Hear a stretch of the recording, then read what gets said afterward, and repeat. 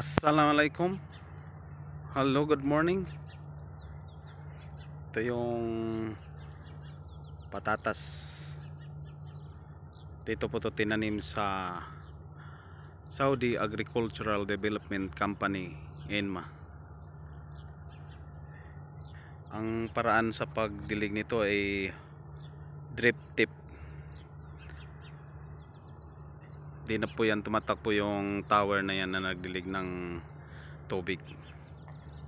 Dito na po sa ilalim ang hose niyan.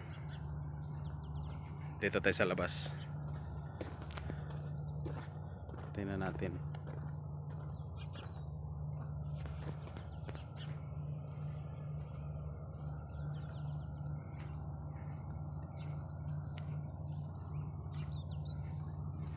Ito yung hose niya.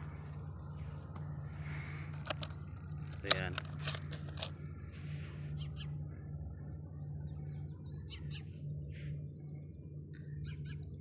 Ito yung tinatawag na drip irrigation.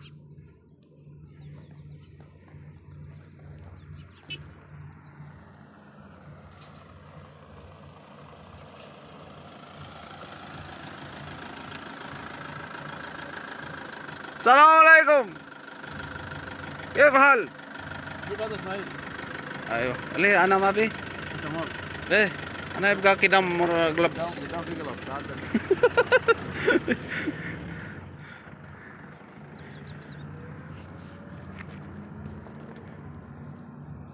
Ito napakaganda yung patatas dito sa ENMA. Ito ang lawak ng taniman ng patatas. Ayan.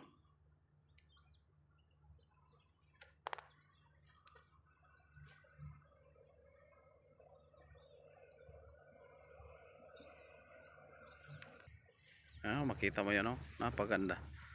Napakaganda eh.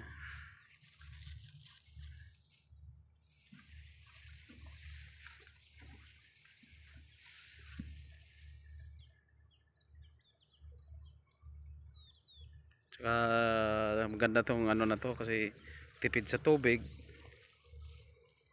Yan, oh, wala kang makitang tubig na ano eh. Hindi kagaya dyan sa tong system na to, yung tower na magdilig.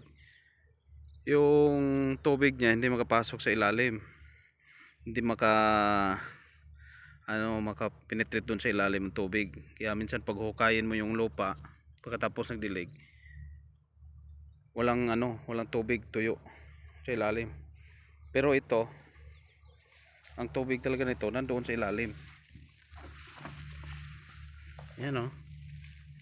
Tubig niyan.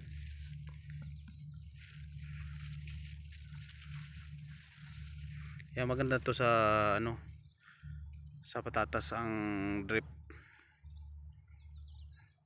irrigation.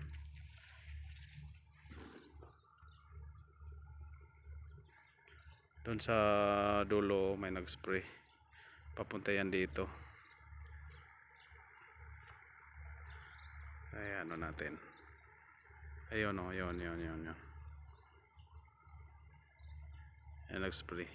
Ang nag-umpisa ang spray dito, drone. Iwan ko lang bakit pinasprayhan ng traktora.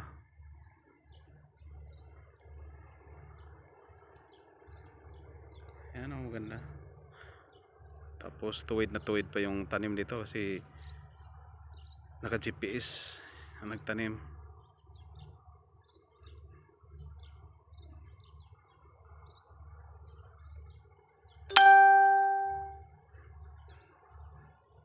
Napakaganda ng patatas.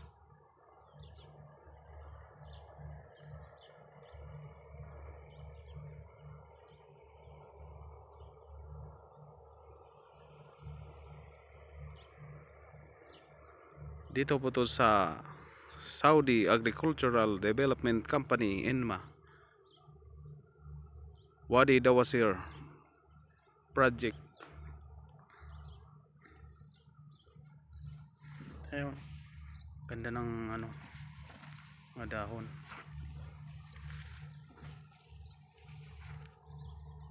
Kaya lang parang may ano siya, oh. Sa lamig siguro to.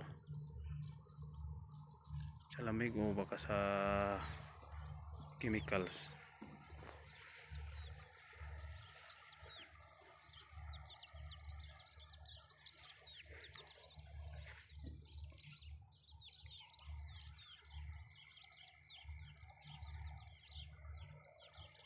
Sprayan po to ng sulfur. Ayun daw, nag-spray ng sulfur. Kaya sa mga gustong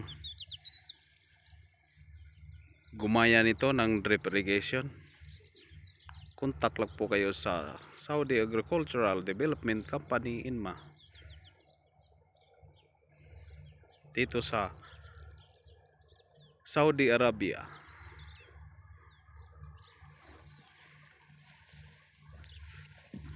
Yan, napakaganda. Puwira usog.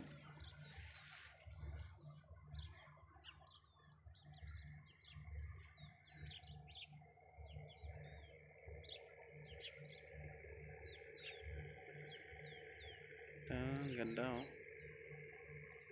Napakalawak.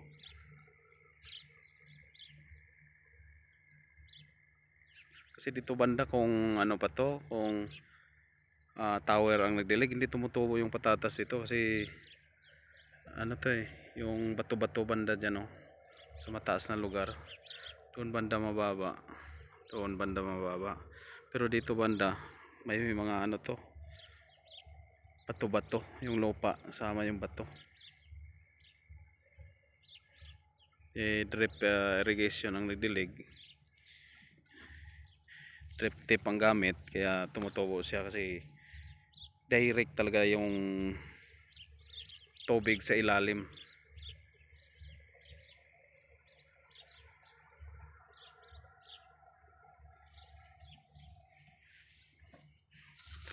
Yan, tingnan natin yung ano, ilan ang ano nito. Dikit. Hindi ko po alam kung anong variety to. Pati pa kasing klase ang tinanim namin dito na patatas, mga variety.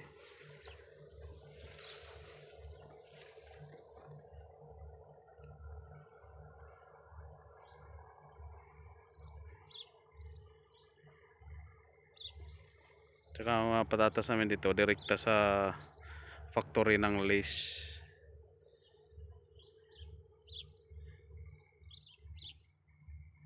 Tapos yung pang market, yung pang french fries, binibenta lang yun sa mga ano, sa marketplace.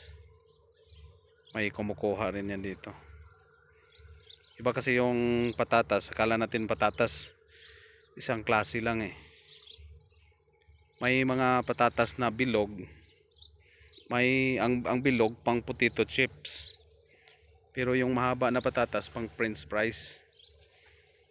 Kagaya sa makakain natin dyan sa mga fast food area. Yan ang mga mahaba na patatas. Pero yung mga bilog direct to ano yan, to factory. Yan ang ginagawang potato chips.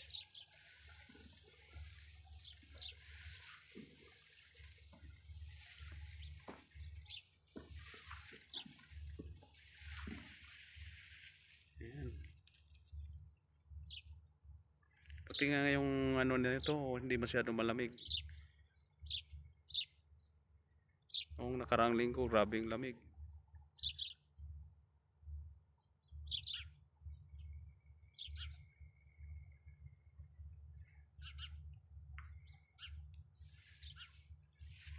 Yung tower na yan, tigil na lang yan dyan, mga 4 months siguro. Pag malapit ng harvest, minsan pinapatakpo yan. Pinapatakpo yan na ano kasi pang dilig para sa harvest. para mag-moisture yung lupa. Tapos dito kasi pag walang ano yan, kasi nilagyan ng bakal yung gulong na yan para makadaan siya dito kasi ang lalim nito. Kasi kung walang bakal dyan sa gulong, na yan, walang bakal, hindi yan makaano dito, hindi yan makadaan dito. Laging mag-safety yan. Minsan mag-collapse pa yung tower na yan. Sa lalim pa naman ito. Daanan nila ng wheel truck.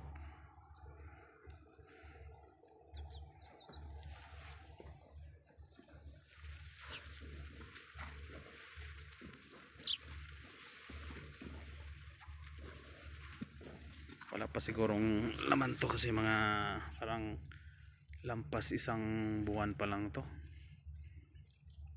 mula nung tinanim. Pwede in 3 months, mga 3 months, lampas 3 months may mga laman na yan.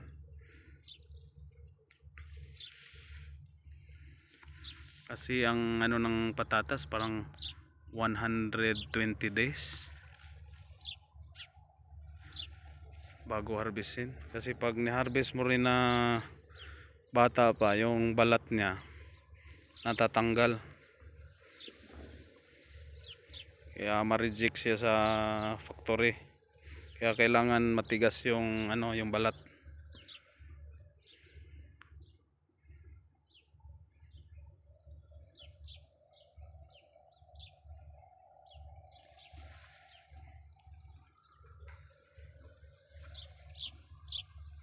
Punta tayo doon sa kabilang side. Dito bakante. Ito yung tipo. Kaya natin kasi wala namang laman to, walang tanim na patatas, bakante. Ito yung tip yan.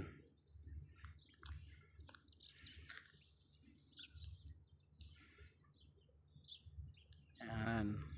Ang naglagay rin dito ng tape na to, machine din. Makikita nyo yan sa ibang video ko,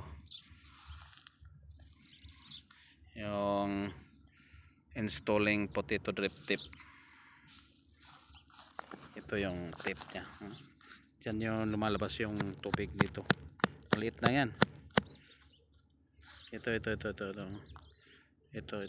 Butas na yan. Diyan lumalabas yung tubig. Kita mo yung ano niya, no? Lupa. Talagang basang-basa siya Kaya maganda tong ano na to, ng drip tip, drip irrigation. Kasi nakakonsume ka ng tubig. Matrabaho lang to.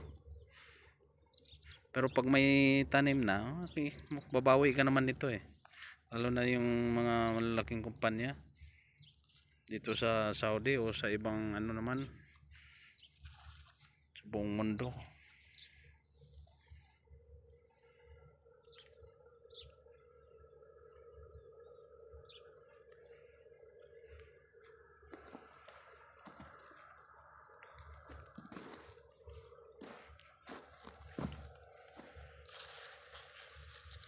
Pagaganda ng patatas, tsaka 100% ang germination ng patatas nito pag drip tip ang ginagamit mo, drip irrigation. Tsaka doon sa loob may filter yan.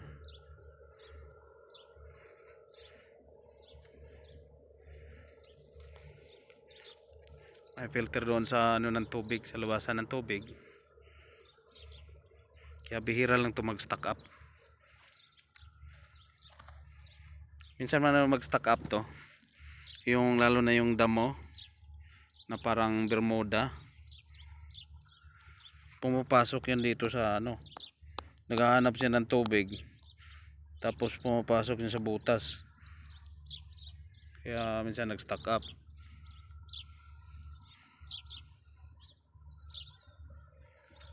Nakita mo itong mga tanim na to. Oh, tataba ng puno.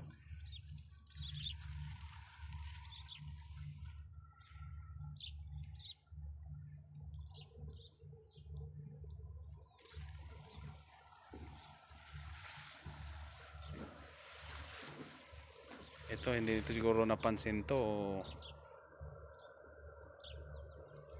ano to. Hindi siguro napansin na wala na tong ano eh. Wala nang seeds yung coulter niya.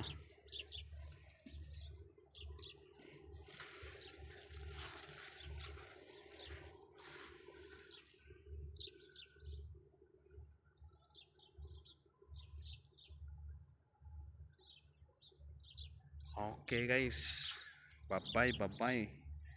Thanks for watching.